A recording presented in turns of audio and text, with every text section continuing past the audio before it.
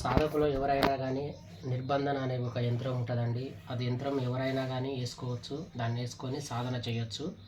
ఆ సాధన చేయడం వల్ల మనకేమి మంచి జరుగుతుందంటే మనలో మనం కట్టిపెట్టినట్టు అవుతుంది అన్నట్టు. అంటే ఎవరు మనలను ఏం చేయకుండా మనం మనల్ని కట్టిపెట్టుకొని దాని మీద కూర్చోవడం వల్ల సాధన అనేది చాలా శక్తి వస్తుందండి. ఆ శక్తి రావడానికి ఎవరైనా కానీ నిర్బంధన యంత్రం వేసుకొని కూర్చోండి.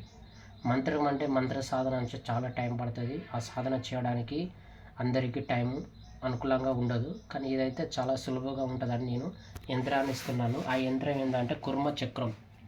అది నేను ఇప్పుడు వేస్తున్నానండి. అది వేసుకొని ఎవరైనా కూడా సాధన చేసుకోవచ్చు. నేను వేసే యంత్రాన్ని చూడండి అందరూ. ఇలాంటి పేపర్ మీద ఫస్ట్ అయితే వేసుకొని ఉంచుకోండి.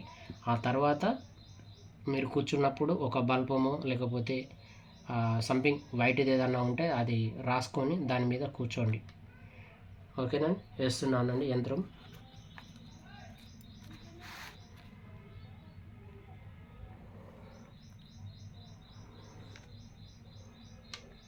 ఫస్ట్ ఇలా రౌండ్ ఉండాలండి. ఇట్లా పైనుండి ఇటు రానియండి. ఇలా త్రిభుజం వేసుకొని మళ్ళీ పైనుండి కూడా మళ్ళీ త్రిభుజం వేయాలండి. ఇలా వేసిన తర్వాత మళ్ళీ ఇక్కడ పైనుండి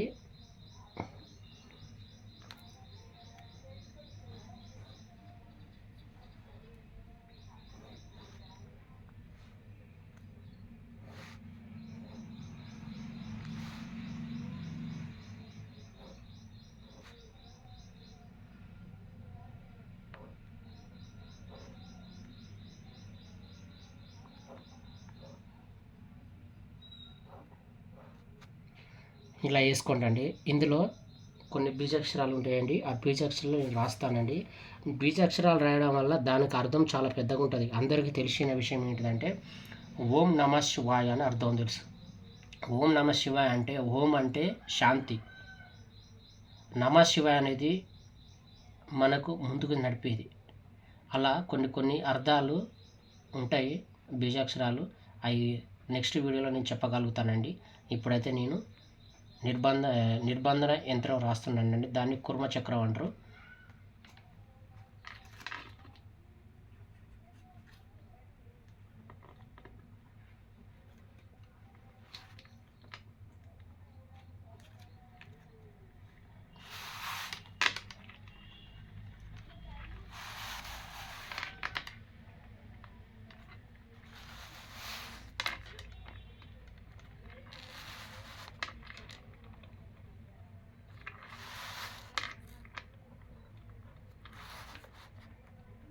ఈ ఆ అనేది, కా అనేది, చా అనేది, టా అనేది, తా అనేది, పా అనేది, యా అనేది, షా అనేది ఇది చాలా పెద్దగా ఉంటాయండి అర్థం.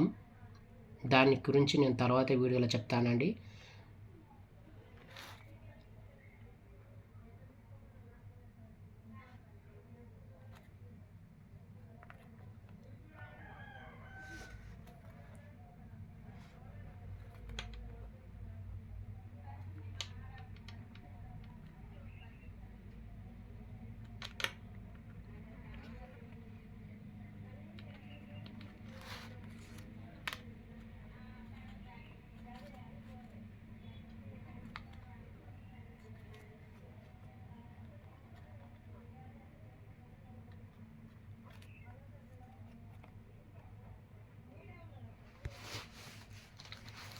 ఇది షార్ట్ కట్ అండి.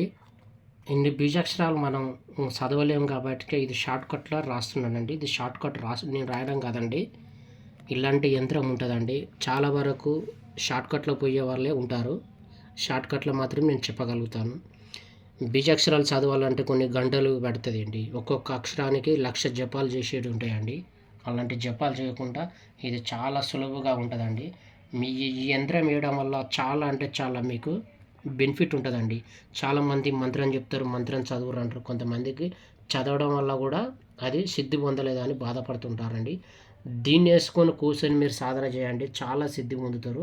అది చాలా మంచి జరుగుతుందండి. ఏ మంత్రమైనా మీరు చదువుకోండి. ఈ ఒక్క మంత్రం అని కాదండి, మీకు నచ్చిన మంత్రం, మీకు దేవుడు ఏ దేవుడిని మీరు అనుగ్రహం తీసుకోవాలనుకుంటారో ఆ యంత్రం అనుగ్రహం ఇది వేసుకొని చదువుకోండి. ఓకేనండి. ఇది మీ ఇష్టం, మీరు ఎన్నిసార్లు జపం చేసుకోవాలన్నా అన్నిసార్లు జపం చేసుకోవచ్చండి. ఓం శ్రీ కాళికామాతాయే నమః.